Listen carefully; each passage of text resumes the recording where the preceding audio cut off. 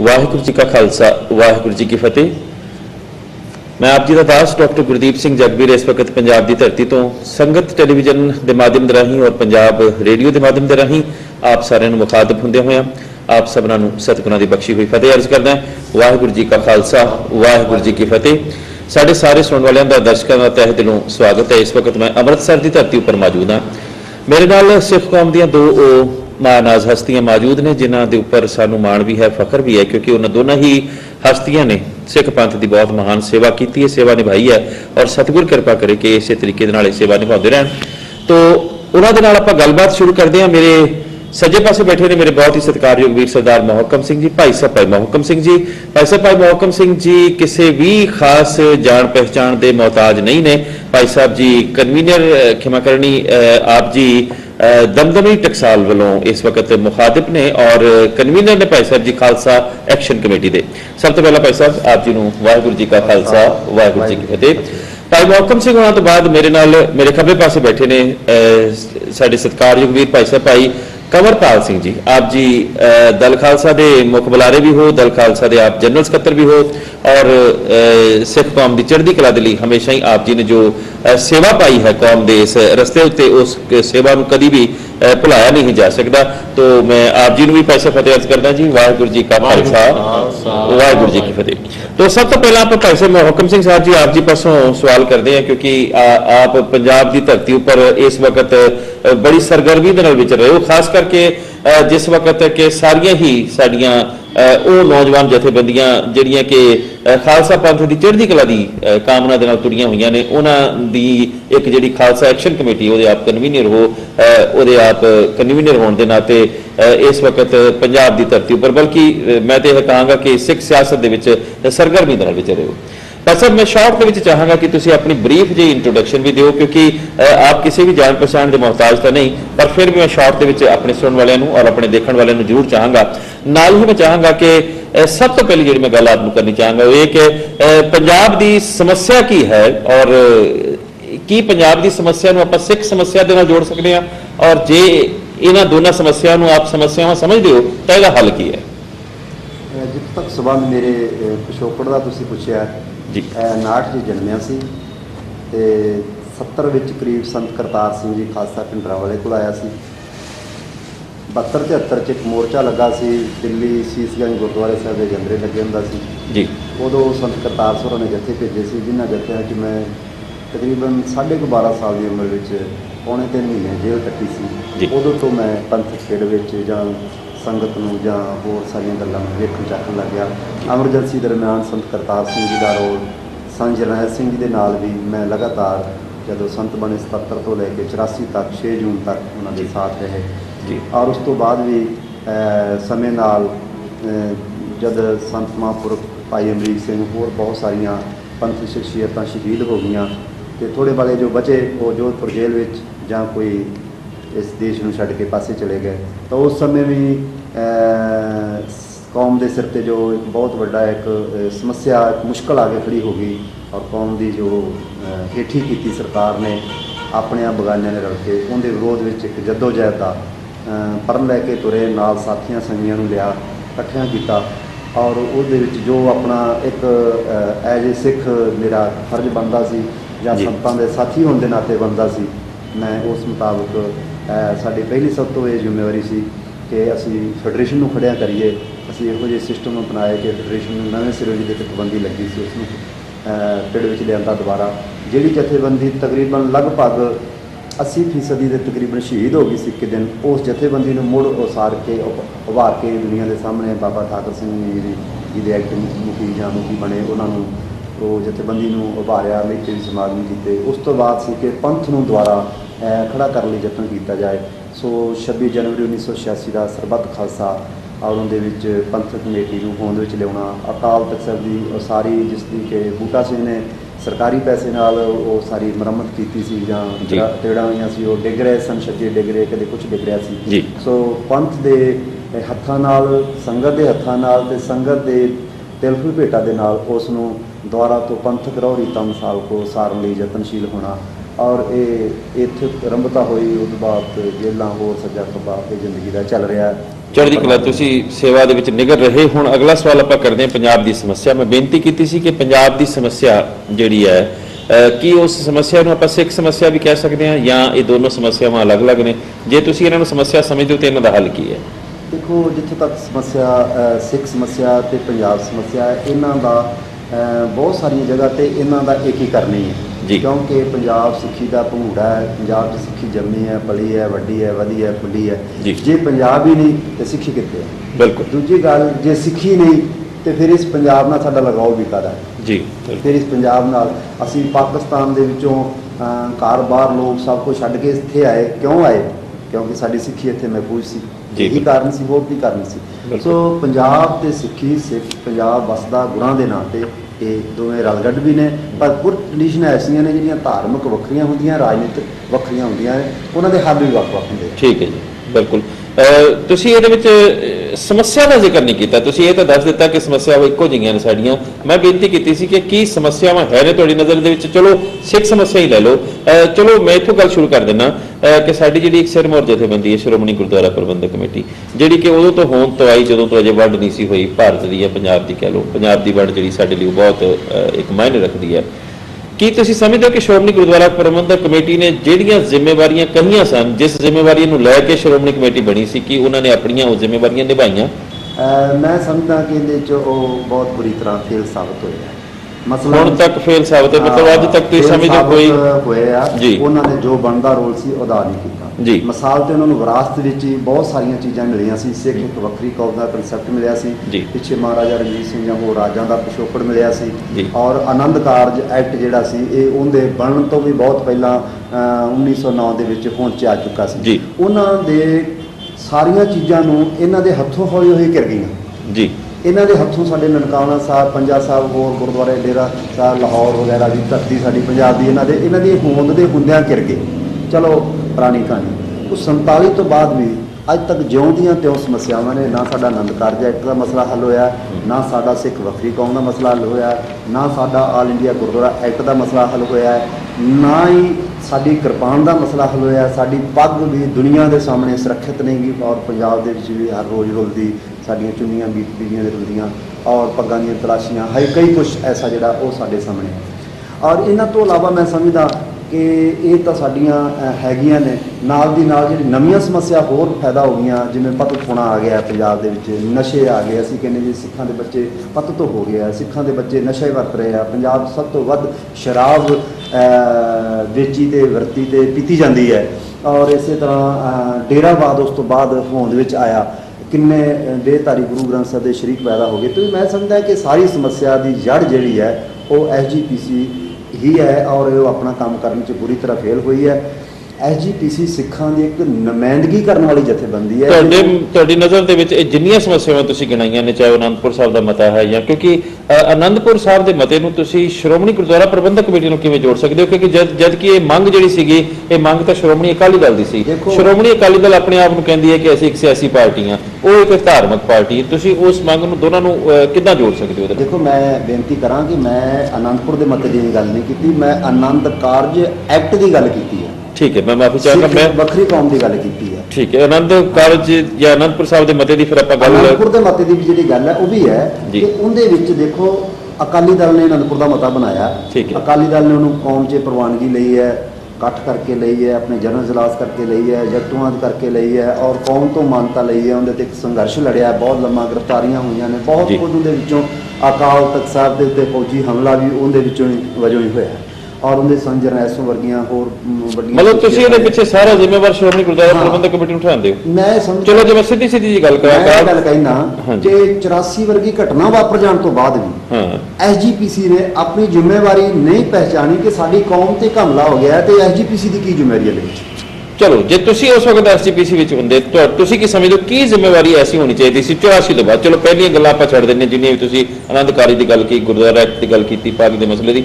84 ਤੋਂ ਬਾਅਦ ਜਦੋਂ ਬਿਲਕੁਲ ਹੀ ਉਹਨਾਂ ਨੇ ਅਕਾਲ ਤਖਤ ਸਾਹਿਬ ਵੀ ਢਹਿ ਢੇਰੀ ਕਰਤਾ, ਉਸ ਤੋਂ ਬਾਅਦ ਕਿਹੜੀ ਐਸੀ ਜ਼ਿੰਮੇਵਾਰੀ ਸੀ ਜਿਹੜੀ ਤੁਸੀਂ ਸਮਝਦੇ ਹੋ ਕਿ ਨਹੀਂ ਨਿਭਾਈ ਸ਼੍ਰੋਮਣੀ ਗੁਰਦੁਆਰਾ ਪ੍ਰਬੰਧਕ? ਦੇਖੋ, ਸਭ ਤੋਂ ਪਹਿਲੀ ਗੱਲ ਤਾਂ ਸ਼੍ਰੋਮਣੀ ਗੁਰਦੁਆਰਾ ਪ੍ਰਬੰਧਕ ਕਮੇਟੀ ਦਾ ਫਰਜ਼ ਬਣਦਾ ਸੀ ਕਿ 84 ਦੇ ਵਿੱਚ ਜੋ ਸਿੱਖਾਂ ਦੇ ਕਤਲੇਆਮ ਹੋਇਆ, ਜੀ। ਸਿੱਖ ਸ਼ਹਾਦਤਾਂ ਹੋਈਆਂ ਨੇ, ਉਹਨਾਂ ਦੇ ਵਾਰਸਾਂ ਨੂੰ ਸੰਭਾਲਣਾ, ਉਹਨਾਂ ਦੇ ਕੇਸਾਂ ਨੂੰ ਲੜਨਾ, ਔਰ ਉਹ ਜੇਲ੍ਹਾਂ ਨਾਲ ਪੈਰਵਾਈ ਕਰਨੀ, ਉਹਨਾਂ ਦੇ ਪਰਿਵਾਰਾਂ ਦੀ ਦੇਖਭਾਲ ਕਰਨੀ, ਸਿੱਖਾਂ ਦੇ ਨਾਲ ਜੋ ਹੋ ਰਿਹਾ ਉਹਨੂੰ ਦੁਨੀਆ ਭਰ ਦੀਆਂ ਦੇਸ਼ਾਂ ਨੂੰ, ਦੁਨੀਆ ਦੀਆਂ ਕੌਮਾਂ ਨੂੰ, UN ਨੂੰ, ਔਰ ਇੰਡੀਆ ਵਿੱਚ ਵੀ, ਇੰਡੀਆ ਤੋਂ ਬਾਹਰ ਵੀ ਐਜ ਏ ਸ਼੍ਰੋਮਣੀ ਕਮੇਟੀ ਸਿੱਖਾਂ ਦੀ ਨੁਮਾਇੰਦਗੀ ਵਜੋਂ ਉਹ ਤੁਸੀਂ ਸਮਝਦੇ ਹੋ। ਉਹ ਦੱਸਣੀਆਂ ਬਣਦੀਆਂ ਸੀ, ਇਹਨੇ ਨਹੀਂ ਦੱਸੀਆਂ। ਸਗੋਂ ਛੋਟੇ ਛੋਟੇ ਲੋਕਾਂ ਨੇ, ਕਿਸੇ ਨੇ ਇੰਗਲੈਂਡ 'ਚ, ਕਿਸੇ ਨੇ ਅਮਰੀਕਾ ਕੈਨੇਡਾ 'ਚ ਉੱਠ ਉੱਠ ਕੇ ਦੱਸ ਦਿੱਤੀਆਂ ਕਈ ਗੱਲਾਂ, ਪਰ ਇਹਨਾਂ ਨੇ ਆਪਣੀ ਕੋਈ ਜ਼ਿੰਮੇਵਾਰੀ ਨਹੀਂ ਨਿਭਾਈ। ਤੁਸੀਂ ਨਸ਼ੇ ਔਰ ਪਤਿਤਪੁਰਨ ਦੀ ਗੱਲ ਕੀਤੀ ਹੈ, ਠੀਕ ਹੈ, ਸ਼੍ਰੋਮਣੀ ਗੁਰਦੁਆਰਾ ਪ੍ਰਬੰਧਕ ਕਮੇਟੀ ਤੁਸੀਂ ਕਹਿ ਕੇ ਜ਼ਿੰਮੇਵਾਰ ਹੈ, ਪਰ ਤੁਸੀਂ ਵੀ ਇੱਕ ਐਸੀ ਪ੍ਰਚਾਰਕ ਜਥੇਬੰਦੀ ਦੀ ਨੁਮਾਇੰਦਗੀ ਕਰਦੇ ਹੋ ਜਿਸ ਪ੍ਰਚਾਰਕ ਜਥੇਬੰਦੀ ਦਾ ਅੱਜ ਸਾਰੀ ਕੌਮ ਨੂੰ ਫਖਰ ਹੈ, ਮਾਣ ਹੈ, ਕਿ ਤੁਸੀਂ ਇਹ ਨਹੀਂ ਸਮਝਦੇ ਕਿ ਤੁਹਾਡੀ ਪ੍ਰਚਾਰਕ ਜਥੇਬੰਦੀ ਇਸ ਪੱਖੋਂ ਨਸ਼ਾ ਰੋਕਣ ਦੇ ਵਿੱਚ, ਪਤਿਤਪੁਰਾ ਰੋਕਣ ਦੇ ਵਿੱਚ ਸਫਲ ਨਹੀਂ ਹੋਈ? ਜਿੱਥੋਂ ਤੱਕ ਦਮਦਮੀ ਟਕਸਾਲ ਦਾ ਸੰਬੰਧ ਹੈ, ਮੌਜੂਦਾ ਸਮੇਂ ਦੀ ਗੱਲ ਤਾਂ ਜਿਹੜੇ ਮੌਜੂਦਾ ਮੁਖੀ ਨੇ ਉਹ ਹੀ ਦੱਸ ਸਕਦੇ ਆ। ਮੇਰੇ ਦਿੰਦਿਆਂ ਸੰਤ ਕਰਤਾਰ ਸਿੰਘ ਨੇ ਇਸ ਵਿੱਚ ਬੜਾ ਵੱਡਾ ਰੋਲ ਅਦਾ ਕੀਤਾ। ਸੰਤ ਜਰਨੈਲ ਸਿੰਘ ਨੇ ਇੰਨਾ ਵੱਡਾ ਰੋਲ ਅਦਾ ਕੀਤਾ ਕਿ ਕੇਸਰੀ ਦਸਤਾਰਾਂ, ਕਿਰਪਾਨਾਂ ਗਲਾਂ ਵਿੱਚ ਅੰਮ੍ਰਿਤ ਛਕਾਉਣਾ ਔਰ ਸਿੱਖਾਂ ਨੂੰ ਸਿੱਖੀ ਦੇ ਨੇੜੇ ਆਉਣਾ, ਸਿੱਖੀ ਦੀ ਗੱਲ ਲੋਕਾਂ ਤੱਕ ਪਹੁੰਚਾਉਣੀ। ਉਸ ਤੋਂ ਬਾਅਦ ਵੀ ਬਾਬਾ ਠਾਕਰ ਸੋਰਾਂ ਵੇਲੇ ਕਿੰਨੇ ਵਿਦਵਾਨ ਪੈਦਾ ਕਰਨੇ, ਕਿੰਨੇ ਉਹ ਕਥਾ ਕੀਰਤਨ ਦੇ ਪ੍ਰਚਾਰ ਔਰ ਅੰਮ੍ਰਿਤ ਸੰਚਾਰ ਦੇ ਜਿਹੜੀ ਸ਼ਹਿਬਰ ਲਾਈ, ਜੋ ਵੀ ਪੰਜਾਬ ਵਿੱਚ ਇਹ ਜਿਹੜਾ ਰੋਲ ਸੀ ਇੱਕ ਨਿਭਾਇਆ ਗਿਆ ਜੀ, ਬਹੁਤ ਵੱਡਾ ਰੋਲ ਨਿਭਾਇਆ ਔਰ ਉਸ ਨੂੰ ਕਦੇ ਵੀ ਅੱਖੋਂ ਪਰੋਖੇ ਨਹੀਂ ਕੀਤਾ ਜਾ ਸਕਦਾ। ਜੀ ਬਹੁਤ ਧੰਨਵਾਦ ਤੁਹਾਡਾ। ਮੈਂ ਤੁਹਾਡੇ ਨਾਲ ਦੋ ਚਾਰ ਗੱਲਾਂ ਹਜੇ ਹੋਰ ਕਰਨੀਆਂ ਨੇ, ਪਰ ਪਹਿਲਾਂ ਮੈਂ ਸਤਿਕਾਰਯੋਗ ਆਪਣੇ ਵੀਰ ਕਮਲਪਾਲ ਸਿੰਘ ਸਾਹਿਬ ਜੀ ਵੱਲ ਵਧਦਾ। ਉਹਨਾਂ ਨੂੰ ਵੀ ਆਪਾਂ, ਕਿਉਂਕਿ ਮੈਂ ਆਪਣੇ ਸਾਰੇ ਦਰਸ਼ਕਾਂ ਨੂੰ, ਸਾਰੇ ਸੁਣਨ ਵਾਲਿਆਂ ਨੂੰ ਇਹ ਵੀ ਦੱਸਣਾ ਚਾਹਾਂਗਾ ਕਿ ਇੱਕ ਪਾਸੇ ਸਤਿਕਾਰਯੋਗ ਉਹ ਹਸਤੀ ਬੈਠੀ ਹੈ ਜਿਨ੍ਹਾਂ ਨੂੰ ਆਪਾਂ ਧਰਮ ਦੇ ਫੀਲਡ ਦੇ ਵਿੱਚ ਪੂਰੀ ਤਰ੍ਹਾਂ ਦੇ ਨਾਲ ਸਮਰਪਿਤ ਹਸਤੀ ਕਹਿ ਸਕਦੇ ਹਾਂ। ਦੂਜੇ ਪਾਸੇ ਕਮਲਪਾਲ ਸਿੰਘ ਸਾਹਿਬ ਨੇ ਜਿਨ੍ਹਾਂ ਨੇ ਸਿੱਧਾ ਲਫ਼ਜ਼ਾਂ ਦੇ ਵਿੱਚ ਆਪਾਂ ਕਹਿ ਦਈਏ ਕਿ ਸਿੱਖਾਂ ਦੀ ਜਿਹੜੀ ਆਜ਼ਾਦ ਸਟੇਟ ਹੈ ਖਾਲਿਸਤਾਨ, ਉਹਦੇ ਵਾਸਤੇ ਉਹਨਾਂ ਦੀ ਜਥੇਬੰਦੀ ਨੇ, ਦਲ ਖਾਲਸਾ ਨੇ ਜਦੋਂ ਜਹਿਦ ਛੇੜੀ ਹੋਈ ਹੈ ਔਰ ਉਹ ਜਦੋਂ ਜਹਿਦ ਅਜੇ ਤੱਕ ਜਾਰੀ ਹੈ ਔਰ ਚੱਲ ਰਹੀ ਹੈ। ਜਿੰਨੀ ਦੇਰ ਤੱਕ ਜ਼ਾਹਿਰ ਤੌਰ ਪਰ ਉਹਨਾਂ ਦੀ ਜਦੋਂ ਜਹਿਦ ਕਿਸ ਹਿਸਾਬ ਦੇ ਨਾਲ ਚੱਲ ਰਹੀ ਹੈ, ਸਵਾਲ ਆਪਾਂ ਉਹਨਾਂ ਪਾਸੋਂ ਪੁੱਛਦੇ ਹਾਂ।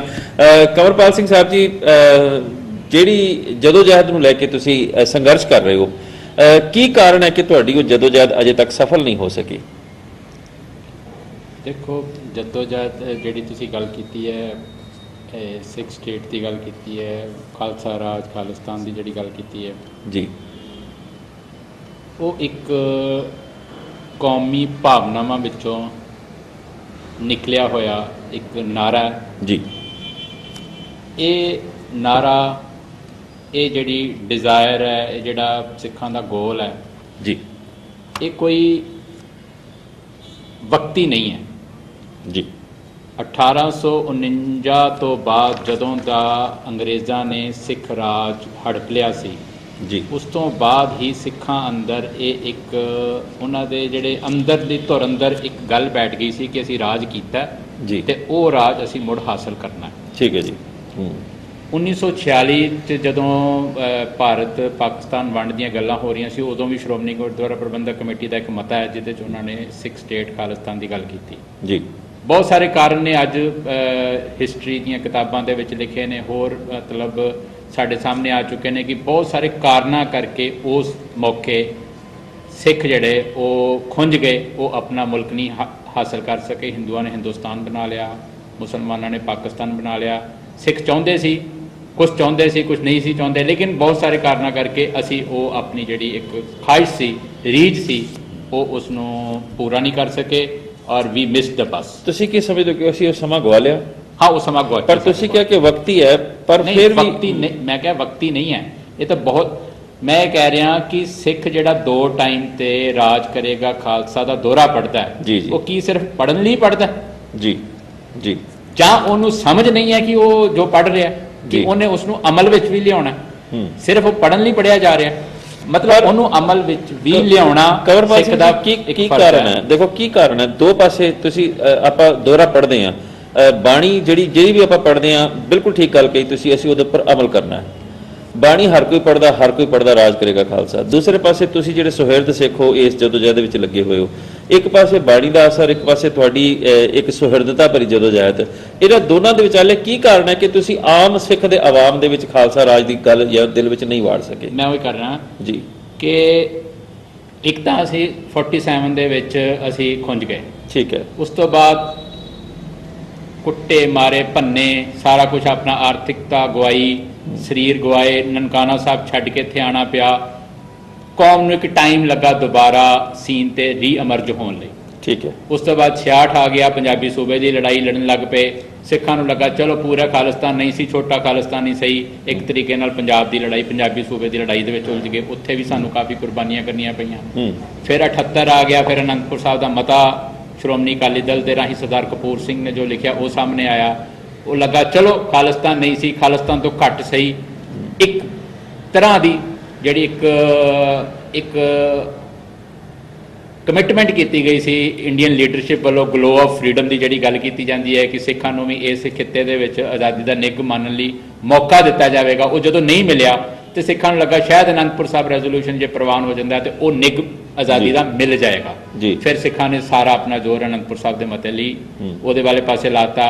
ਸੰਤ ਜਰਨੈਲ ਸਿੰਘ ਨੇ ਮੋਰਚਾ ਭਾਈ ਅਮਰੀਕ ਸਿੰਘ ਦੀ ਰਿਹਾਈ ਲਈ ਲਾਇਆ ਸੀ, ਜਦੋਂ ਅਕਾਲੀ ਦਲ ਨੇ ਲਾਇਆ ਤਾਂ ਸੰਤ ਜਰਨੈਲ ਸਿੰਘ ਨੇ ਉਹਨਾਂ ਦਾ ਸਾਥ ਦਿੱਤਾ। ਸੰਤ ਜਰਨੈਲ ਸਿੰਘ ਨੇ ਇੱਕ ਗੱਲ ਯਕੀਨੀ ਬਣਾ ਲਈ ਸਾਥ ਦੇ ਕੇ ਕਿ ਹੁਣ ਅਕਾਲੀ ਅਨੰਦਪੁਰ ਸਾਹਿਬ ਦੇ ਮੋਰਚੇ ਤੋਂ ਦੌੜਨ ਨਾ। ਜੀ ਸੰਤ ਜਰਨੈਲ ਸਿੰਘ ਦਾ ਨਾਲ ਜੁੜਨਾ ਇਹ ਗੱਲ ਨੂੰ ਯਕੀਨੀ ਬਣਾ ਗਿਆ ਕਿ ਇਹ ਹੁਣ ਦੌੜ ਨਹੀਂ ਪਾਣਗੇ। ਉਹ ਨਹੀਂ ਦੌੜ ਪਾਏ, ਉਹਦਾ ਨਤੀਜਾ ਇਹ ਨਿਕਲਿਆ 84 ਦਾ ਹਮਲਾ। ਮੈਂ ਖੁਦ 84 ਦੇ ਦਰਬਾਰ ਸਾਹਿਬ ਦੇ ਅਟੈਕ ਤੋਂ ਬਾਅਦ ਲਹਿਰ ਦੇ ਵਿੱਚ ਆਇਆ। ਪਹਿਲਾਂ ਮੈਂ ਖਾਲਸਾ ਕਾਲਜ ਅੰਮ੍ਰਿਤਸਰ ਦੇ ਵਿੱਚ ਪੜ੍ਹਦਾ ਸੀਗਾ।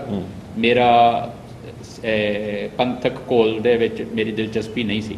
ਪਰ ਜਦੋਂ ਤੁਸੀਂ ਦੇਖੋ ਕਿ ਜਦੋਂ ਅਕਾਲ ਤਖਤ ਤੇ ਟੱਠਣ ਦੀ ਸੰਤ ਜਰਨੈਲ ਸਿੰਘ ਦੇ ਸ਼ਹਾਦਤ ਦੀ ਖਬਰ ਮੈਂ ਸੁਣੀ 7 ਤਰੀਕ ਸਵੇਰੇ, ਤੇ ਉਸ ਵੇਲੇ ਮੇਰਾ ਮਨ ਇੱਕਦਮ ਜਿਵੇਂ ਕਹਿੰਦੇ ਨਾ ਇੱਕ change of heart, change of mind, ਉਹ 7 ਤਰੀਕ ਇਹਨਾਂ ਦੋਨਾਂ ਅਕਾਲ ਤਖਤ ਤੇ ਟੱਠਣ ਤੇ ਸੰਤ ਜਰਨੈਲ ਸਿੰਘ ਦੀ ਸ਼ਹਾਦਤ ਨੇ ਮੈਨੂੰ ਬਦਲਿਆ, ਇਸ ਵੱਲ ਮੋੜ ਦਿੱਤਾ, ਮੋੜਿਆ। ਸੋ ਜਦੋਂ ਮੈਂ ਇਹ ਗੱਲ ਕਹਿ ਰਿਹਾ ਸੀ ਕਿ 84 ਹੋਇਆ, 84 ਤੋਂ ਬਾਅਦ ਇੱਕੋ ਰਾਤ ਦੇ ਵਿੱਚ ਹੀ ਤੁਸੀਂ 6 ਜੂਨ ਤੋਂ ਬਾਅਦ ਸਾਰੀ ਕੌਮ ਖਾਲਿਸਤਾਨੀ ਬਣ ਗਈ। ਜੇ ਕੋਈ ਖਾਲਿਸਤਾਨੀ ਨਹੀਂ ਬਣੀ ਤੇ ਘੱਟੋ ਘੱਟ ਹਿੰਦੁਸਤਾਨੀ ਨਹੀਂ ਰਹੀ। ਪਰ ਫਿਰ ਕੀ ਕਾਰਨ ਸੀ ਉਹੀ ਜਜ਼ਬਾ ਕਾਇਮ ਨਹੀਂ ਰੱਖ ਸਕੇ? ਇੱਕ ਸੰਘਰਸ਼ ਚੱਲਿਆ ਜੀ, 10 ਸਾਲ ਸੰਘਰਸ਼ ਚੱਲਿਆ। ਜੇ ਖਾਲਿਸਤਾਨੀਆਂ ਨੇ ਚੋਣ ਲੜੀ ਤੇ 13 ਵਿੱਚੋਂ 11 ਮੈਂਬਰ ਉਹਨਾਂ ਦੇ ਚੁਣੇ ਗਏ। ਜੇ ਖਾਲਿਸਤਾਨੀਆਂ ਨੇ ਕਿਹਾ ਕਿ ਚੋਣ ਨਹੀਂ ਲੜਨੀ ਤੇ 95% ਬਾਈਕਾਟ ਹੋਇਆ। ਇਹ ਦੋਨੇ ਗੱਲਾਂ ਦੱਸਦੀਆਂ ਨੇ ਕਿ ਲੋਕ ਉਸ ਵੇਲੇ ਮੂਵਮੈਂਟ ਦੇ ਨਾਲ ਸਨ। ਜਦੋਂ ਕਿਹਾ ਵੋਟ ਪਾਓ ਤੇ ਉਧਰ ਪੈ ਗਈ, ਜਦੋਂ ਕਿਹਾ ਨਾ ਪਾਓ ਤੇ ਕਿਸੇ ਨੇ ਪਾਈ ਨਹੀਂ। ਦੈਟ ਮੀਨਸ ਉਹਨਾਂ ਦੀ ਰਿਟ ਚੱਲਦੀ ਸੀ। ਪਰ ਉਸ ਤੋਂ ਬਾਅਦ ਜਿਹੜੀ ਦੇਖੋ ਜਿਹੜੇ ਉਸ ਇਸ਼ੂ ਦੀ ਪ੍ਰਾਪਤੀ ਲਈ ਸੰਘਰਸ਼ ਲੜਿਆ ਜਾ ਰਿਹਾ ਸੀ ਹਥਿਆਰਬੰਦ, ਤੁਸੀਂ ਗੱਲ ਨੂੰ ਫੋਲੋ ਕਰੀਏ, ਖਾਲਿਸਤਾਨ ਦੀ ਪ੍ਰਾਪਤੀ ਲਈ ਹਥਿਆਰਬੰਦ ਸੰਘਰਸ਼ ਲੜਿਆ ਜਾ ਰਿਹਾ ਸੀ। ਹਥਿਆਰਬੰਦ ਸੰਘਰਸ਼ ਨੂੰ ਸਰਕਾਰ ਨੇ ਆਪਣੀ ਅੰਨੀ ਤਾਕਤ ਦੇ ਨਾਲ, ਪ੍ਰੋਪੇਗੰਡੇ ਦੇ ਨਾਲ ਦਬਾ ਲਿਆ। ਜਦੋਂ ਜਿਹੜਾ ਇੱਕ ਗੋਲ, ਜਿਹੜਾ ਇੱਕ ਏਜੰਡਾ ਜਿਸ ਚੀਜ਼ ਦੇ ਉੱਤੇ ਸਵਾਰ ਸੀ ਸੰਘਰਸ਼, ਹਥਿਆਰਬੰਦ ਸੰਘਰਸ਼ ਤੇ ਸਵਾਰ ਸੀ, ਜਦੋਂ ਉਹ ਚੀਜ਼ ਨੂੰ ਹੀ ਦਬਾ ਲਿਆ ਗਿਆ ਤੇ ਕੁਦਰਤੀ ਗੱਲ ਸੀਗੀ ਕਿ ਉਸ ਲਹਿਰ ਦਾ, ਉਸ ਮੂਵਮੈਂਟ ਦਾ ਥੱਲੇ ਆਉਣਾ, ਲੋਕਾਂ ਦਾ ਉਹਦੇ ਪ੍ਰਤੀ ਥੋੜਾ ਜਿਹਾ ਬੇਰੁਖਾ ਜਿਹਾ ਇੱਕ ਠੀਕ ਹੈ ਤੁਸੀਂ ਸੁਭਾਵਨਾ। ਫਿਰ ਜਦੋਂ ਲਹਿਰ ਡਿੱਗੀ ਜੀ, ਲੋਕ ਹੌਲੀ ਹੌਲੀ ਪਰਤਣੇ ਸ਼ੁਰੂ ਹੋ ਗਏ। ਅਕਾਲੀ ਦਲ ਨੇ ਸਰਕਾਰ ਬਣਾਈ, ਲੋਕਾਂ ਨੇ ਥੋੜੀ ਜਿਹੀ ਲਾਇਲਟੀਜ਼ ਚੇਂਜ ਕੀਤੀਆਂ। ਚੇਂਜ ਕਰਦੇ ਇਸ ਤਰ੍ਹਾਂ ਹੋਇਆ ਕਿ ਅਕਾਲੀ ਦਲ ਨੇ ਇੱਕ ਐਸਾ ਸਿਸਟਮ ਸਾਨੂੰ ਦੇਤਾ ਜਿਹਦੇ 'ਚ ਉਹਨੇ ਕਿਹਾ ਕਿ ਅੱਜ ਤੋਂ ਬਾਅਦ ਸਿੱਖ ਕੌਮ, ਕਿਉਂਕਿ ਉਹ ਇਲੈਕਟੋਰਲ ਰਿਪਰੈਜ਼ੈਂਟੇਸ਼ਨ ਕਰਦੇ ਨੇ ਸਾਡੀ, ਇਲੈਕਟੋਰਲ ਰਿਪਰੈਜ਼ੈਂਟੇਸ਼ਨ ਸਾਡੀ ਅਕਾਲੀ ਦਲ ਕਰਦਾ। ਬਿਲਕੁਲ ਉਹਨਾਂ ਨੇ ਇਹ ਗੱਲ ਕਹਿ ਦਿੱਤੀ ਕਿ ਨੋ ਕਨਫਰੰਟੇਸ਼ਨ ਪੋਲਿਟਿਕਸ, ਰੀਕਨਸਿਲੀਏਸ਼ਨ ਪੋਲਿਟਿਕਸ ਹੋਏਗੀ। ਅਸੀਂ ਹੁਣ ਸਮਝੌਤਾਵਾਦੀ ਪੋਲਿਟਿਕਸ ਕਰਾਂਗੇ, ਝਗੜੇ ਵਾਲੀ ਕੋਈ ਰਾਜਨੀਤੀ ਅੱਜ ਤੋਂ ਬਾਅਦ ਨਹੀਂ ਹੋਏਗੀ। ਜਦੋਂ ਪਹਿਲੀ ਵਾਰ ਸੰਘਰਸ਼ ਤੋਂ ਬਾਅਦ ਅਕਾਲੀ ਦਲ ਦਾ ਸਰਕਾਰ ਬਣੀ, ਉਹਨੇ ਹੌਲੀ ਹੌਲੀ ਨੌਜਵਾਨਾਂ ਨੂੰ, ਲੋਕਾਂ ਨੂੰ ਇੱਕ ਐਸੀ ਨੀਂਦ ਦੇ ਵਿੱਚ ਸਵਾਤਾ, ਇੱਕ ਐਸਾ ਆਪਣੇ ਮਗਰ ਲਾ ਲਿਆ, ਕਿ ਐਸਾ ਭਰਮ ਬਣਾ ਲਿਆ ਕਿ ਲੋਕ ਹੌਲੀ ਹੌਲੀ ਇਸ ਪਾਸਿਓਂ ਟੁੱਟ ਕੇ ਅਕਾਲੀ ਦਲ ਵੱਲ ਚਲੇ ਗਏ। ਇੱਕ ਗੱਲ ਇੱਥੇ ਮੈਂ ਹੋਰ ਕਵਾਂਗਾ, ਜਿਵੇਂ ਕੌਮ ਦੇ ਜਿਹੜੇ ਅੰਦਰ ਰਾਜਨੀਤਿਕ ਹਾਲਾਤ ਬਦਲੇ, ਕੌਮ ਦੀ ਮਾਨਸਿਕਤਾ ਬਦਲੀ, ਲੋਕਾਂ ਦੀ ਲਾਇਲਟੀਜ਼ ਬਦਲੀ, ਉਸੇ ਤਰ੍ਹਾਂ ਭਾਰਤ ਸਰਕਾਰ ਨੇ ਵੀ ਇਹ ਸਾਰੀ ਚੀਜ਼ ਤੋਂ ਸਬਕ ਲੈ ਕੇ ਆਪਣੇ ਆਪ ਨੂੰ ਚੇਂਜ ਕੀਤਾ। ਤੁਸੀਂ ਬਹੁਤ ਸਾਰੀਆਂ ਗੱਲਾਂ 'ਚ ਤੁਸੀਂ ਦੇਖੋ, ਜਿਹੜੇ ਅਨੰਦਪੁਰ ਸਾਹਿਬ ਰੈਜ਼ੋਲੂਸ਼ਨ ਦੇ ਸਾਡੀਆਂ ਮੰਗਾਂ ਸੀਗੀਆਂ, ਭਾਰਤ ਸਰਕਾਰ ਨੇ ਬਿਨਾਂ ਦੱਸੇ ਤੇ ਬਿਨਾਂ ਕਹੇ ਉਹ ਹੌਲੀ ਹੌਲੀ ਪ੍ਰਵਾਨ ਕਰਨੀਆਂ ਸ਼ੁਰੂ ਕਰ ਲਈਆਂ। ਕਿਹੜੀਆਂ? ਮਸਲਨ ਅਸੀਂ ਕਹਿੰਦੇ ਸੀ ਪਹਿਲਾਂ ਕਿ ਹਿੰਦੁਸਤਾਨ ਸਿੱਖ ਨੂੰ ਪ੍ਰਧਾਨ ਮੰਤਰੀ ਨਹੀਂ ਕਦੀ ਬਣਾਏਗਾ। ਉਹਨੇ ਕਹਿਤਾ ਚਲੋ ਤੁਹਾਡੀ ਇਹ ਵੀ ਗੱਲ ਬਣਾਤਾ। Chief of the army staff ਕੋਈ ਸਿੱਖ ਨਹੀਂ ਅੱਜ ਤੱਕ ਬਣਿਆ, ਉਹਨੇ ਚੁੱਪ ਕਰਕੇ ਉਹ ਵੀ ਬਣਾਤਾ।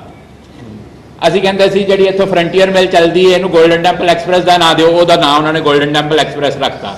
ਅਸੀਂ ਕਿਹਾ ਕਿ ਸਵੇਰੇ ਜਿਹੜਾ ਦਰਬਾਰ ਸਾਹਿਬ ਤੋਂ ਰਿਲੇ ਹੋਵੇ, ਉਹਨੇ ਕਿਹਾ ਤੁਸੀਂ ਸਾਰਾ ਦਿਨ ਹੀ ਸੁਣੋ ਦਰਬਾਰ ਸਾਹਿਬ ਦਾ, ਤੁਸੀਂ 1 ਘੰਟੇ ਦੀ ਗੱਲ ਛੱਡੋ, ਤੁਸੀਂ ਸਾਰਾ ਦਿਨ ਹੀ ਰਿਲੇ ਸੁਣ ਲਓ। ਮਤਲਬ ਬਹੁਤ ਸਾਰੀਆਂ ਐਸੀਆਂ ਗੱਲਾਂ ਨੇ ਜਿਹੜੀਆਂ ਉਹਨੇ ਇਹ ਨਹੀਂ ਮਤਲਬ ਤੁਸੀਂ ਦੇਖੋ ਉਹਦੀ ਚਲਾਕੀ ਦੇਖੋ ਸਟੇਟ ਦੀ, ਉਹਨੇ ਇਹ ਨਹੀਂ ਤੁਹਾਨੂੰ ਤੁਹਾਡੇ ਅੰਦਰ ਆਣ ਦਿੱਤਾ ਕਿ ਤੁਹਾਡੇ ਕਰਕੇ ਮੈਂ ਮੰਨ ਰਿਹਾ, ਪਰ ਉਹਨੇ ਮੰਨ ਲਈਆਂ। ਤੁਸੀਂ ਕੀ ਸਮਝਦੇ ਹੋ ਜਿਹੜੇ ਇੱਕ ਚਲਾਕੀ ਹੈ ਜਿਹਦੇ ਨਾਲ ਕੌਮ ਨੂੰ ਹੋਰ ਸਵਾਇਆ ਜਾਵੇ। ਮਤਲਬ ਪਤਾ ਕੀ, ਤੁਸੀਂ ਇਹ ਗੱਲ ਦੇਖੋ, ਲੜਨ ਦੇ ਮੁੱਦੇ ਹੁੰਦੇ ਨੇ, ਠੀਕ ਹੈ ਉਹ ਮੁੱਦੇ ਖੋਲੇ ਗਏ। ਮੈਂ ਜਿਹੜੀ ਗੱਲ ਤੁਹਾਡੇ ਕੋਲ ਪੁੱਛਣਾ ਚਾਹੁੰਦਾ ਸੀ ਉਹਦਾ ਜਵਾਬ ਦੇ ਦਿੱਤਾ, ਕਿਉਂਕਿ ਜੇ ਸਿੰਘ ਹੋਣ ਚਾਹੇ ਮਨਮੋਹਨ ਸਿੰਘ ਹੋਣ, ਡਮੀ ਪੀਪਲ, ਹਾਂ ਮੈਂ ਉਹੀ ਕਹਿਣ ਲੱਗਾ ਸੀ ਕਿ ਉਹ ਡਮੀ ਪੀਪਲ, ਤੁਸੀਂ ਉਹਦਾ ਜਵਾਬ ਦੇ ਦਿੱਤਾ। ਪਰ ਉਹ ਸਾਡੇ ਸਿਰ ਦੇ ਉੱਤੇ, ਜਿਵੇਂ ਮੈਂ ਤੁਹਾਨੂੰ ਦੱਸਦਾ, ਜੇਲ੍ਹ 'ਚ ਜਾਓ ਨਾ, ਜੇਲ੍ਹ ਵਿੱਚ ਜਾਓ ਨਾ, ਪਰਪ ਲੇਖਾ ਪਾ ਦਿੱਤਾ ਗਿਆ। ਜੇਲ੍ਹ ਵਿੱਚ ਜਾਓ ਨਾ ਤੇ ਸਾਰੇ ਕੈਦੀਆਂ ਨੂੰ ਇਕੱਠਿਆਂ ਕਰਕੇ ਉਹਦੇ ਵਿੱਚੋਂ ਇੱਕ ਕੈਦੀ ਨੂੰ ਉਹਦਾ ਲੰਬੜਦਾਰ ਬਣਾ ਦਿੱਤਾ ਜਾਂਦਾ। ਫਿਰ ਉਹ ਪਤਾ ਕੀ ਕਰਦਾ ਲੰਬੜਦਾਰ, ਸੁਪਰਡੈਂਟ ਅੱਗੇ ਆਪਣੀ ਵਫਾਦਾਰੀ ਵਿਖਾਉਣ ਲਈ ਜੇਲ੍ਹ ਦੇ ਕੈਦੀਆਂ ਨੂੰ ਜ਼ਿਆਦਾ ਕੋਸਦਾ ਤੇ ਜ਼ਿਆਦਾ ਮਾਰਦਾ। ਮੈਂ ਜਿਹੜੀ ਗੱਲ ਕੀਤੀ ਸੀ ਨਾ, ਮੈਂ ਕਿਹਾ ਸੀਗਾ ਕਿ ਤੁਸੀਂ ਆਵਾਮ, ਤੁਸੀਂ ਬਹੁਤ ਅੱਛਾ ਜਵਾਬ ਦਿੱਤਾ ਕਿ ਆਵਾਮ ਕਿਸ ਤਰ੍ਹਾਂ ਟੁੱਟਣੀ ਸ਼ੁਰੂ ਹੋਈ, ਪਰ ਜਿਹੜੀ ਤੁਸੀਂ ਗੱਲ ਕੀਤੀ ਨਾ ਕਿ ਤੁਹਾਨੂੰ 95% ਉਸ ਵਕਤ ਰਾਈਟ ਮਿਲਿਆ ਜਿਸ ਵਕਤ ਤੁਸੀਂ ਇਹ ਕਹੇ ਇਲੈਕਸ਼ਨ ਦਾ ਅਸੀਂ ਬਾਈਕਾਟ ਕਰਦੇ ਹਾਂ। ਹਾਂਜੀ, ਪਰ ਤੁਸੀਂ ਇੱਕ ਧਮਕੀ ਵੀ ਦਿੱਤੀ ਕਿ ਜਿਹੜਾ ਵੋਟ ਪਾਉਣ ਜਾਏਗਾ ਅਸੀਂ ਉਹਦੀ ਉਂਗਲੀ ਵੱਢ ਦਿਆਂਗੇ। ਤੁਸੀਂ ਨਹੀਂ ਸਮਝਦੇ ਕਿ ਡਰ ਕਰਕੇ ਲੋਕ ਬਾਹਰੋਂ ਨਹੀਂ ਨਿਕਲੇ ਘਰੋਂ? ਨਹੀਂ, ਦੇਖੋ ਇਸ ਤਰ੍ਹਾਂ ਦੀ ਧਮਕੀ ਉਂਗਲੀ ਵੱਢਣ ਵਾਲੀ ਮੈਨੂੰ ਨਹੀਂ ਪਤਾ ਕਿ ਧਮਕੀ ਮਿਲੀ ਸੀ, ਲੇਕਿਨ ਇੱਕ ਮਿਲੀਟੈਂਟ ਆਰਗੇਨਾਈਜੇਸ਼ਨ ਦਾ ਜਦੋਂ ਇੱਕ ਖੌਫ, ਹਾਂ ਇੱਕ ਖੌਫ ਹੁੰਦਾ, ਹਾਂਜੀ ਠੀਕ ਹੈ, ਇਹ ਗੱਲ ਮੈਂ ਸਮਝਦਾ ਕਿ ਇੱਕ ਖੌਫ ਹੁੰਦਾ, ਗਨ ਦਾ ਆਪਣਾ ਇੱਕ ਅਸਰ ਹੁੰਦਾ। ਤੁਸੀਂ ਨਹੀਂ ਸਮਝਦੇ ਖੌਫ ਕਰਕੇ ਲੋਕੀ ਘਰਾਂ ਚੋਂ ਨਹੀਂ ਨਿਕਲੇ? ਤੁਸੀਂ ਟੋਟਲ ਨਹੀਂ ਕਹਿ ਸਕਦੇ, ਕੁਝ ਕਹਿ ਸਕਦੇ, ਕੁਝ ਹੱਦ ਤੱਕ, ਕੁਝ ਪਰਸੈਂਟ। ਦੇਖੋ ਕਦੀ ਵੀ ਸਮਾਜ ਦੇ ਵਿੱਚ ਜਿਹੜੀ ਇੱਕ ਗੱਲ ਵਾਪਰਦੀ ਹੁੰਦੀ ਹੈ, ਤੁਸੀਂ ਉਹਨੂੰ ਸਾਰੇ ਨੂੰ ਕਿਸੇ ਇੱਕ ਫੈਕਟਰ ਨਾਲ ਨਹੀਂ ਜੋੜ ਸਕਦੇ। ਠੀਕ ਹੈ, ਅਲੱਗ ਫੈਕਟਰ ਹੁੰਦੇ ਨੇ, ਬਾਈਕਾਟ ਕਰਨ ਵਾਲੇ ਵੀ ਹੋਣਗੇ, ਖਾੜਕੂਆਂ ਦੀ ਗੱਲ ਮੰਨਣ ਵਾਲੇ ਵੀ ਹੋਣਗੇ, ਖਾੜਕੂਆਂ ਤੋਂ ਡਰਨ ਵਾਲੇ ਵੀ ਹੋਣਗੇ। ਠੀਕ ਹੈ। ਔਰ ਅਕਾਲੀਆਂ ਨੇ, ਅਸੀਂ ਸਮਝਦੇ ਹਾਂ ਕਿ ਅਕਾਲੀਆਂ ਦੇ ਵਿੱਚ ਦੋ ਚਿੱਤੀ ਸੀ। ਅਕਾਲੀ ਇੱਕ ਲੜਨਾ ਚਾਹੁੰਦੇ ਸੀ, ਉਹ ਚਾਹੁੰਦੇ ਸੀ ਅਸੀਂ ਲੜੀਏ ਤੇ ਸੱਤਾ ਚਾਹੀਏ। ਇੱਕ ਅਕਾਲੀ ਸੋਚਦੇ ਸੀ ਜੇ ਅਸੀਂ ਸੱਤਾ ਚਾਹੇ ਤੇ ਸਾਨੂੰ ਖਾੜਕੂ ਮਾਰਨੇ ਪੈਣੇ ਨੇ, ਇਸ ਕਰਕੇ ਅਸੀਂ ਨਾ ਲੜੀਏ ਤੇ ਬੈਟਰ ਹੈ ਕਾਂਗਰਸ ਆ ਕੇ ਮਾਰ ਲਵੇ, ਫਿਰ ਜਦੋਂ ਮੈਦਾਨ ਵਿਹਲਾ ਹੋ ਜਾਏਗਾ ਤੇ ਫਿਰ ਅਸੀਂ ਸੱਤਾ ਹਾਸਲ ਕਰ ਲਵਾਂਗੇ। ਔਰ ਐਸਾ ਹੋਇਆ, ਉਹ ਐਸਾ ਹੋਇਆ। ਭਾਈ ਸਾਹਿਬ ਜੀ, ਮੋਹਕਮ ਸਿੰਘ ਜੀ, ਮੈਂ ਆਪ ਜੀ ਵੱਲ ਆਉਣਾ ਕਿਉਂਕਿ ਭਾਈ ਸਾਹਿਬ ਨੇ, ਕਮਲਪਾਲ ਸਿੰਘ ਹੁਣਾਂ ਨੇ ਇੱਕ ਗੱਲ ਕਹੀ, ਇਹਨਾਂ ਨੇ ਸਾਫ਼ ਇੱਕ ਡੇਟ ਅਨਾਉਂਸ ਕੀਤਾ ਹੈ, 7 ਤਰੀਕ ਇਹਨਾਂ ਨੇ ਕਿਹਾ 7 ਜੂਨ ਨੂੰ ਸੰਤ ਜਰਨੈਲ ਸਿੰਘ ਜੀ ਖਾਲਸਾ ਪਿੰਡਾਂ ਵਾਲੇ ਸ਼ਹੀਦ ਹੋਏ। ਤੁਸੀਂ ਦਮਦਮੀ ਟਕਸਾਲ ਦੇ ਮੁੱਖ ਬੁਲਾਰੇ ਰਹੇ ਔਰ ਤੁਸੀਂ ਭਾਈ ਸਾਹਿਬ ਭਾਈ ਠਾਕੁਰ ਸਿੰਘ ਸਾਹਿਬ ਜੀ ਦੇ ਨਾਲ ਰਹੇ ਔਰ ਬਕਾਇਦਾ ਇੱਕ ਸਰਪ੍ਰਸਤ ਹੋ ਕੇ ਰਹੇ। ਤੁਸੀਂ ਬਕਾਇਦਾ ਦਮਦਮੀ ਟਕਸਾਲ ਦੇ ਨਾਲ ਪੂਰੀਆਂ ਉਹ ਸੇਵਾਵਾਂ ਨਿਭਾਈਆਂ ਜਿਹੜੀਆਂ ਕਿ ਮੈਂ ਕਹਾਂਗਾ ਕਿ ਇੱਕ ਮੁਖੀ ਦੇ ਤੌਰ ਪਰ ਹੀ ਕਹਿ ਲਓ ਚਲੋ, ਕਿਉਂਕਿ ਇੱਕ ਚਾਂਸ, ਇੱਕ ਵੇਲਾ ਐਸਾ ਵੀ ਆਇਆ ਕਿ ਤੁਹਾਨੂੰ ਮੁਖੀ ਬਣਾਏ ਜਾਣ ਦੀ ਵੀ ਗੱਲ ਚੱਲੀ, ਇਹਦੇ ਵਿੱਚ ਕੋਈ ਅਕਤਕਤਨੀ ਨਹੀਂ ਹੈ। ਪਰ ਕੀ ਕਾਰਨ ਹੈ ਕਿ ਜਿਹੜੀ ਦਮਦਮੀ ਟਕਸਾਲ ਹੈ ਉਸ ਨੇ ਮਹਾਂਪੁਰਖਾਂ ਨੂੰ, ਸੰਤ ਜਰਨੈਲ ਸਿੰਘ ਜੀ ਨੂੰ 22 ਵਰੇ ਤੱਕ ਸ਼ਹੀਦ ਨਹੀਂ ਹੋਣ ਦਿੱਤਾ? ਯਾਨੀ ਕਿ ਉਹਨਾਂ ਦੀ ਬਾਰ-ਬਾਰ ਇਹੀ ਕਹਿੰਦੇ ਰਹੇ ਕਿ ਉਹ ਠੀਕ ਨੇ, ਜਿੱਥੇ ਵੀ ਹੈ ਨੇ, ਉਹਨਾਂ ਨੂੰ ਸ਼ਹਾਦਤ, ਜੇ ਕੋਈ ਸ਼ਹੀਦ ਕਹਿੰਦਾ ਵੀ ਸੀ ਤਾਂ ਇਹਨੂੰ ਮਾਰ ਦਿਓ, ਇਹਨੂੰ ਕੁੱਟ ਦਿਓ, ਐਸੀਆਂ ਵੀ ਨੌਬਤਾਂ ਆਈਆਂ। ਸਾਡੇ ਇੰਗਲੈਂਡ ਵਿੱਚ ਵੀ ਐਸੀਆਂ ਭਾਣੇ ਵਾਪਰੇ। ਇਹਦੇ ਬਾਰੇ ਤੁਸੀਂ ਕੀ ਕਹਿਣਾ ਚਾਹੋਗੇ? ਇਸ ਵਿੱਚ ਜਰਾ ਸ਼ੱਕ ਨਹੀਂ ਕਿ ਸੰਤ ਜਰਨੈਲ ਸਿੰਘ ਦੀ ਸ਼ਹਾਦਤ ਦੇ ਨਾਲ ਬੇਨਿਆਈ ਹੋਈ ਹੈ ਜੀ। ਨਿਆਂ ਨਹੀਂ ਕੀਤਾ ਸਾਡੀ ਕੌਮ ਨੇ, ਉਹਦੇ ਵਿੱਚ ਜੀ ਦਮਦਮੀ ਟਕਸਾਲ ਵੀ ਇੱਕ ਹੱਦ ਤੱਕ ਜ਼ਿੰਮੇਵਾਰ ਹੈ ਜੀ, ਬਿਨਾਂ ਸ਼ੱਕ। ਦੂਸਰੀ ਗੱਲ ਹੈ ਕਿ ਦਮਦਮੀ ਟਕਸਾਲ ਦੇ ਅੰਦਰ ਜਿਹੜੀ ਤੁਸੀਂ ਗੱਲ ਕੀਤੀ ਵੀ ਇਹ ਕਿੱਦਾਂ ਹੋਇਆ ਤੇ ਕਿਵੇਂ ਹੋਇਆ, ਜਿੱਥੋਂ ਤੱਕ ਮੇਰਾ ਆਪਣਾ ਸੰਬੰਧ ਹੈ, ਦਮਦਮੀ ਟਕਸਾਲ ਦੇ ਅੰਦਰ ਇੱਕ ਐਸਾ ਗਰੁੱਪ ਸੀ ਜਿਹੜਾ ਪਹਿਲੇ ਦਿਨ ਤੋਂ ਸੰਤ ਜਰਨੈਲ ਸਿੰਘ ਨੂੰ ਸ਼ਹੀਦ ਮੰਨਦਾ ਸੀ। ਠੀਕ ਹੈ, ਜਿਵੇਂ ਬਾਬਾ ਮਾਨੋ ਚੱਲ ਮੰਨਦਾ ਸੀ, ਹੋਰ ਇਸ ਤਰ੍ਹਾਂ ਬਹੁਤ ਸਾਰਾ ਇੱਕ ਬਹੁਤ ਵੱਡਾ ਇੱਕ ਗਰੁੱਪ ਸੀ ਜਿਹੜਾ ਕਿ ਉਹ ਅੰਦਰ ਬੈਠਿਆਂ ਵੀ ਜਿਹੜੇ ਨੌਨ ਹਥਿਆਰ, ਬਿਨਾਂ ਹਥਿਆਰਾਂ ਵਾਲੇ ਤੋਂ ਵੀ ਸਨ, ਜਾਂ ਜਿਹੜੇ ਕੋਈ ਰਾਜਨੀਤਿਕ ਹਥਿਆਰਾਂ 'ਚ ਵਿਚਰ ਰਹੇ ਸੀ ਉਹ ਵੀ ਜੀ ਸ਼ਹੀਦ ਮੰਨਣ ਵਾਲਾ ਇੱਕ ਗਰੁੱਪ ਸੀ। ਇਹਦੇ ਦਰਮਿਆਨ ਹੀ ਇੱਕ ਐਸਾ ਸੀ ਕਿ ਜਿਹੜਾ ਸੰਤ ਜਰਨੈਲ ਸਿੰਘ ਨੂੰ ਸ਼ਹੀਦ ਨਹੀਂ ਸੀ ਮੰਨਦਾ ਪਰ ਭਾਰੂ ਉਹ ਸੀ ਜੀ। ਜਿੱਥੇ ਤੱਕ ਮੇਰਾ ਆਪਣਾ ਸੰਬੰਧ ਹੈ, ਮੈਂ ਤੁਹਾਨੂੰ ਦੱਸਦਾ ਕਿ 26 ਜਨਵਰੀ 1986 ਦੇ ਸਰਬੱਤ ਖਾਲਸੇ ਸੰਤ ਜਰਨੈਲ ਸਿੰਘ ਦੀ ਸ਼ਹਾਦਤ ਨੂੰ ਹੀ ਸਵੀਕਾਰ ਕਰਦੇ ਸੀ ਔਰ ਹੈਡਿੰਗ, ਯਾਨੀ ਕਿ ਤੁਹਾਡਾ ਜਿਹੜਾ ਗਰੁੱਪ ਸੀ ਉਹਨਾਂ ਨੇ ਸਵੀਕਾਰ ਕਰ ਲਿਆ। ਸਾਡਾ ਨਹੀਂ, ਕਿ ਅਸੀਂ ਮਤਾ ਪਾਸ ਕਰ ਦਿੱਤਾ ਸੀ ਟਕਸਾਲ ਵੱਲੋਂ, ਇਹ ਟਕਸਾਲ ਵੱਲੋਂ ਮਤਾ ਪਾਸ ਹੋਇਆ ਦੇਖੋ ਸੀ। ਜਦੋਂ ਸਰਬੱਤ ਖਾਲਸਾ ਆ ਜਾਂਦਾ ਫਿਰ ਕੌਮੀ ਅੱਛਾ ਕੰਮ ਆ ਜਾਂਦੇ ਸੌਰੀ ਮਾਫ ਕਰਨਾ, ਇਹ ਇਹ ਦੋ ਸਰਬਤ ਹੁੰਦੇ ਖਾਲਸਾ ਨੇ ਪਾਸ ਕਰਤਾ ਸੀ ਮਤਾ। ਜੋ ਬਹੁਤ ਸੰਮਤੀ ਜੀ। ਸੀ ਉਹਨੂੰ ਇੱਕ ਰਲਾ ਕੇ ਸ਼ਹੀਦੀ ਮੈਡਲ ਵੀ ਦੇ ਦਿੱਤੇ ਗਏ। ਭਾਈ ਅਮਰੀਕ ਸਿੰਘ ਸੰਜਰ ਨੈਸਰ ਬਾਬਾ 1800 ਔਰ ਜਰਨਲ ਸ਼ਬੇਗ ਸਿੰਘ ਵਗੈਰਾ ਇੱਕ ਅਲਾਨੇ ਢੰਗ ਨਾਲ ਇੱਕ ਮਤਲਬ ਜਾਨੀ ਕਿ ਇੱਕ ਜਿਵੇਂ ਕਹਿੰਦੇ ਬੜੇ ਸ਼ੋਭਲੇ ਜਿਹੇ ਢੰਗ ਨਾਲ ਅਸੀਂ ਉਹਨਾਂ ਦੀ ਸ਼ਹਾਦਤ ਨੂੰ ਲੋਕਾਂ ਵਿੱਚ ਭੇਜ ਦਿੱਤਾ। ਠੀਕ ਹੈ। ਉਹਨੂੰ ਖੰਡਨ ਕਰਾਉਣ ਲਈ ਬਹੁਤ ਜ਼ੋਰ ਪਾਇਆ ਗਿਆ, ਮੇਰੇ ਤੇ ਪਾਇਆ ਗਿਆ, ਹੋਰ ਵੀ ਸੱਜੇ ਖੱਬੇ ਬਾਬਾ ਜੀ ਵੱਲੋਂ, ਬਾਬਾ ਠਾਕਰ ਸਿੰਘ ਜੀ ਵੱਲੋਂ ਔਰ ਬਾਬਾ ਜੋਗਿੰਦਰ ਸਿੰਘ ਜੀ ਵੱਲੋਂ ਜਾਂ ਹੋਰ ਵੀ ਇਸ ਤਰ੍ਹਾਂ ਦੇ ਕੁਝ ਛੁਪੇ ਕੁਝ ਅਛੁਪੇ ਕਾਰਨ ਹੁੰਦੇ ਨੇ ਜਿਨ੍ਹਾਂ ਦੇ ਕਾਰਨ ਪਾਇਆ ਗਿਆ। ਪਰ ਮੈਂ ਉਹਦਾ ਖੰਡਨ ਨਹੀਂ ਕੀਤਾ। 16 ਫਰਵਰੀ 1986 ਨੂੰ ਜਿੱਦਣ ਨਾਭੋਸਾਰੀ ਅਕਾਲ ਤਖ਼ਤ ਸਾਹਿਬ ਦੀ 20-22 ਦਿਨਾਂ ਬਾਅਦ ਹੋਈ ਸਰਬੱਤ ਖਾਲਸੇ ਤੋਂ ਬਾਅਦ, ਤੇ ਉਸ ਦਿਨ ਜਥੇਦਾਰ ਗੁਰਦੇਵ ਸਿੰਘ ਕੌਂਕੇ ਤੋਂ ਮੰਜੀ ਸਾਹਿਬ ਤੇ ਇਹ ਗੱਲ ਕਹਾ ਦਿੱਤੀ ਗਈ ਕਿ ਸੰਤ ਐਸੇ ਚੜ੍ਹਦੀ ਕਲਾ ਵਿੱਚ ਨੇ, ਉਹ ਜ਼ਰੂਰ ਆਉਣਗੇ ਤੇ ਸੰਗਤ ਵਿਸ਼ਵਾਸ ਰੱਖੇ। ਔਰ 4-5 ਸਾਲ ਬਾਅਦ ਮੈਂ ਛੁੱਟਣ ਤੋਂ ਬਾਅਦ ਜਾਂ ਉਹ ਵੀ ਛੁੱਟ ਕੇ ਆਏ ਤੇ ਮੈਂ ਜਥੇਦਾਰ ਨੂੰ ਪੁੱਛਿਆ ਜਥੇਦਾਰਾ ਕਿਵੇਂ ਆ, ਤੇ ਜਥੇਦਾਰ ਨੇ ਅੱਖਾਂ ਭਰਦਿਆਂ ਹੋਇਆ ਮੇਰੇ ਸਾਹਮਣੇ ਕਿਹਾ ਕਿ ਮੈਂ 2 ਬਜ਼ੁਰਗਾਂ ਅੱਗੇ ਨਾ ਨਹੀਂ ਕਰ ਪਾਇਆ ਔਰ ਮੇਰੇ ਤੋਂ ਗੁਰੂ ਗ੍ਰੰਥ ਸਾਹਿਬ ਦੀ ਹਜ਼ੂਰੀ ਵਿੱਚ ਇਹ ਗੱਲ ਕਹਾਈ ਗਈ। ਇਹ ਗੱਲ ਜਥੇਦਾਰ ਕੌਂਕੇ ਪਰ ਭਾਈ ਸਾਹਿਬ 2 ਬਜ਼ੁਰਗ ਵੱਡੇ ਨੇ ਜਾਂ ਗੁਰੂ ਗ੍ਰੰਥ ਸਾਹਿਬ ਵੱਡੇ ਨੇ? ਅਗਲੀ ਗੱਲ ਜਿਹੜੀ ਤੁਸੀਂ ਗੱਲ ਕਰ ਰਹੇ ਹੋ ਕਿ ਇਹ ਗੱਲ ਕਿਉਂ ਹੋਈ, ਹਾਲਾਤ ਹੁੰਦੇ ਆ ਹਰ ਜਥੇਬੰਦੀ ਦੇ ਅੰਦਰ ਜਦੋਂ ਬਹੁਤ ਵੱਡੀ ਸ਼ਖਸੀਅਤ ਤੁਰ ਜਾਂਦੀ ਹੈ ਨਾ ਜੀ ਜੀ ਈਵਨ ਉਦੋਂ ਬਾਅਦ ਵਿੱਚ ਇਹ ਹਾਲਾਤ ਹੁੰਦੇ ਨੇ ਕਿ ਏਡੀ ਵੱਡੀ ਸ਼ਖਸੀਅਤ, ਪਹਿਲੀ ਗੱਲ ਤਾਂ ਓਡੀ ਵੱਡੀ ਸ਼ਖਸੀਅਤ ਵਾਸਤੇ ਜ਼ਰੂਰੀ ਹੈ ਕਿ ਉਹ ਆਪਣੀ ਥਾਂ ਤੇ ਆਪ ਆਪਣਾ ਕਹਿ ਜਾਣ। ਜੀ ਜੀ 2 ਤਰ੍ਹਾਂ ਦੇ ਹੈ, ਆਪਣੇ ਗੁਰੂ ਕਾਲ ਦੀ ਗੱਲ ਵੀ ਕਰਦੇ ਆ। ਇੱਕ ਉਹ ਕਿਸਮ ਹੁੰਦੀ ਹੈ ਜਿਹਦੇ ਚ ਬਾਬਾ ਠਾਕਰ ਸਿੰਘ, ਬਾਬਾ ਜੋਗਿੰਦਰ ਸਿੰਘ ਮਹਾਂਪੁਰਖ ਵਗੈਰਾ ਐਸੇ ਸਨ, ਜਿਵੇਂ ਗੁਰੂ ਸਾਹਿਬ ਵੇਲੇ ਭਾਈ ਮਣੀ ਸਿੰਘ ਜਾਂ ਇਸ ਤਾਂ ਬਹੁਤ ਵੱਡੀ ਤਾਦਾਦ ਦੇ ਸਿੱਖ ਸਨ ਜਿਹੜੇ ਅਗਵਾਈ ਕਰ ਰਹੇ ਸਨ। ਠੀਕ ਹੈ। ਪਰ ਉਹਨਾਂ ਦੀ ਹੋਣ ਦੇ ਹੁੰਦਿਆਂ ਵੀ ਬੰਦਾ ਸਿੰਘ ਬਹਾਦਰ ਦੀ ਇੱਕ ਵੱਖਰੀ ਲੋੜ ਸੀ। ਸੰਤ ਜਰਨੈਲ ਸਿੰਘ 2 ਥਾਵਾਂ ਦੇ ਕੰਮ ਕਰ ਰਹੇ ਸੀ, ਇੱਕ ਪਾਸੇ ਧਾਰਮਿਕ ਅਗਵਾਈ ਕਰ ਰਹੇ, ਇੱਕ ਪਾਸੇ ਉਹ ਸੰਘਰਸ਼ ਦੀ ਅਗਵਾਈ ਕਰ ਰਹੇ ਸਨ। ਜਿਵੇਂ ਭਾਈ ਮਣੀ ਸਿੰਘ ਜੀ ਇੱਕ ਧਾਰਮਿਕ ਅਗਵਾਈ ਕਰ ਰਹੇ ਸੀ ਕੌਮ ਦੀ, ਹੋਰ ਵੇਦਾਂ ਦੇ ਆਗੂ ਕਰ ਰਹੇ ਸਨ, ਉੱਥੇ ਬਾਬਾ ਬੰਦਾ ਸਿੰਘ ਬਹਾਦਰ ਨੇ ਰਾਜਨੀਤਿਕ ਅਗਵਾਈ ਕੀਤੀ ਹੈ। ਬਿਲਕੁਲ। ਸੋ ਸੰਤ ਜਰਨੈਲ ਸਿੰਘ ਦੀ ਸ਼ਹਾਦਤ ਜਦੋਂ ਹੋਈ 6 ਜੂਨ ਨੂੰ, ਇਹੋ ਜਿਹੇ ਹਾਲਾਤ ਬਣ ਗਏ, ਚਾਹੇ ਭਾਈ ਅਮਰੀਕ ਸਿੰਘ ਵੀ ਨਾਲ ਹੋ ਗਏ ਜਾਂ ਕੁਝ ਵੀ ਹੋਇਆ, ਉਹਨਾਂ ਦੀ ਥਾਂ ਤੇ ਸੰਘਰਸ਼ੀ ਅਗਵਾਈ ਵਾਸਤੇ ਇੱਕ ਵਿਅਕਤੀ ਨਹੀਂ ਆਇਆ। ਮੁੱਖ ਕਾਰਨ ਇਹ ਹੈ ਜਾਂ ਤਾਂ ਉਹ ਆਪ ਐਲਾਨ ਕਰ ਜਾਂਦੇ। ਬਾਬਾ ਠਾਕਰ ਸਿੰਘ ਜੀ ਦਾ ਤਾਂ ਐਲਾਨ ਐਲਾਨਿਆ ਉਸ ਤੋਂ ਪਹਿਲਾਂ ਵੀ ਐਜੇ ਮੁਖੀਆਂ ਵਰਗਾ ਹੀ ਸੀ, ਪਰ ਉਹ ਇੱਕ ਧਾਰਮਿਕ ਲੈਣ ਦੇ ਮੁਖੀ ਸਨ। ਮਤਲਬ ਮੁਖੀ ਐਲਾਨ ਨਹੀਂ ਕਰਕੇ ਗਏ, ਪਰ ਜੇ ਮੁਖੀ ਐਲਾਨ ਨਹੀਂ ਕਰਕੇ ਗਏ ਇਹਦਾ ਮਤਲਬ ਇਹ ਤਾਂ ਨਹੀਂ ਕਿ ਉਹਨਾਂ ਦੀ ਸ਼ਹਾਦਤ ਨੂੰ ਰੋਲਿਆ ਜਾਵੇ। ਹੁਣ ਅਗਲੀ ਗੱਲ ਇਹ ਆਈ ਕਿ ਫਿਰ ਉਸ ਰਾਜਨੀਤਿਕ ਧਾਰਮਿਕ ਅਗਵਾਈ ਦਾ ਕੋਈ ਰੌਲਾ ਨਹੀਂ ਹੁੰਦਾ, ਹੁਣ ਵੀ ਕੋਈ ਰੌਲਾ ਨਹੀਂ। ਰਾਜਨੀਤਿਕ ਅਗਵਾਈ ਦਾ ਰੌਲਾ ਹੁੰਦਾ ਹੈ ਕਿ ਕੌਣ ਆਵੇ।